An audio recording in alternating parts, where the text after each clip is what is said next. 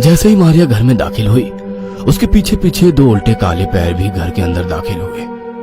उसी रात करीब 2 बजे वो बच्चा बहुत जोर जोर से रोने लगा।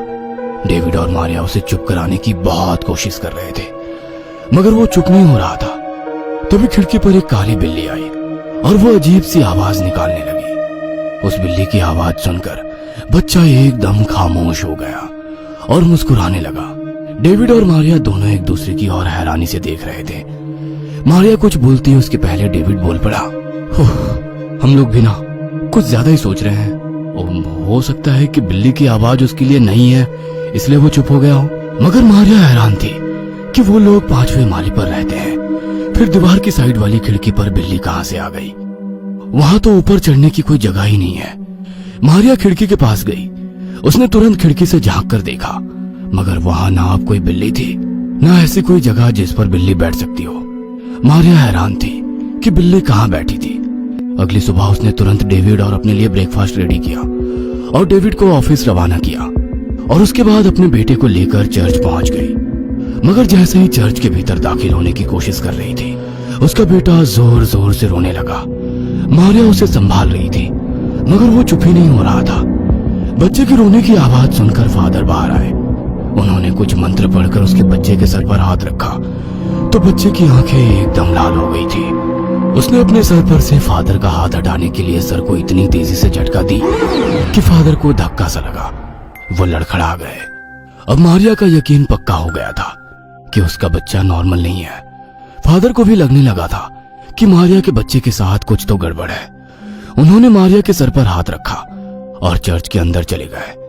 मारिया अपने बच्चे को लेकर चर्च के अंदर नहीं जा पा रही थी, इसलिए वो वहां से उल्टे पैर लौट आई। जैसे जैसे बच्चा बड़ा हो रहा था, मारिया के मन की घबराहट बढ़ती जा रही थी।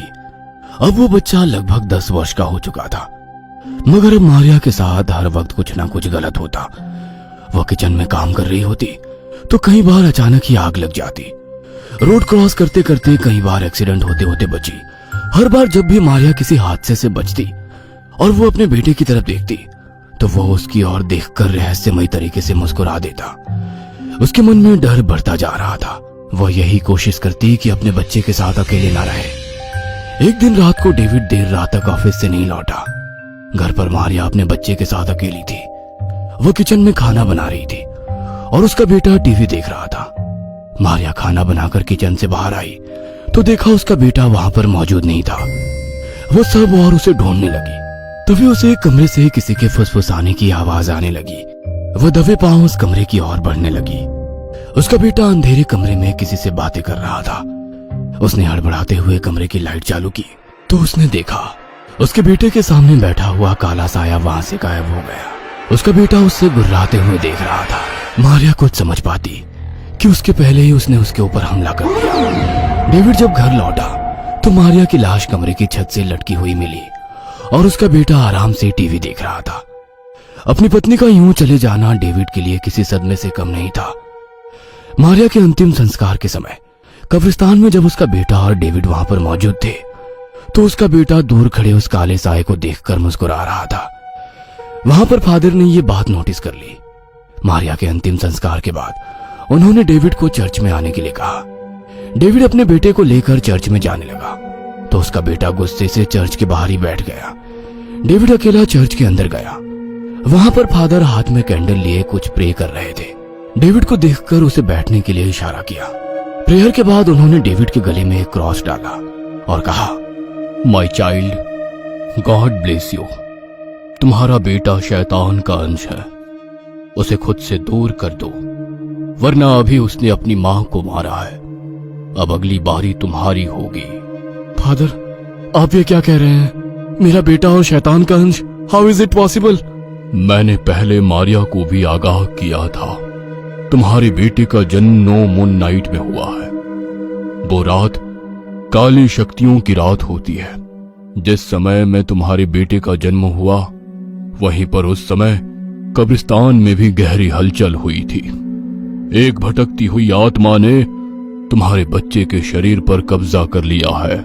मगर फादर, गॉड खुद कहते हैं कि इंसान का जन्म और मृत्यु उनके हाथ में है।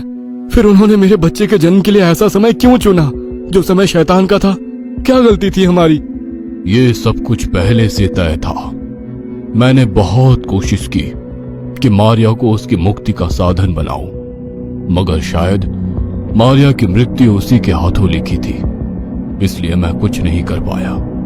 मगर अब मुझे पता है कि इस शैतानी मुक्ति का साधन तुम हो, इसलिए ईश्वर ने तुम्हारे बच्चे को उसका निमित्त बनाया है। मगर अब मुझे क्या करना होगा? कुछ नहीं, अब मैं जैसा जैसा कहता हूं वैसे वैसे करते जाओ। कहते हुए फादर ने कुछ सामान उसे दे दिया। ये हॉली वाटर है, इसे अपने घर के चारों तरफ डाल देना ताकि वो शैतान तुम्हारे घर में प्रवेश ना कर सके, और जब तक अगली नो मून नाइट ना आए अपने बच्चे को लेकर घर के बाहर मत निकलना। फादर के कहे अनुसार डेविड ने अपने घर के चारों तरफ हॉली वाटर छिड़क दिया और अपने बेटे के साथ घर में प्रवेश करने लगा। बेटा घर में प्रवेश ही नहीं कर रहा था, मगर डेविड ने जबरन उसका हाथ पकड़कर उसे घर के अंदर दाखिल किया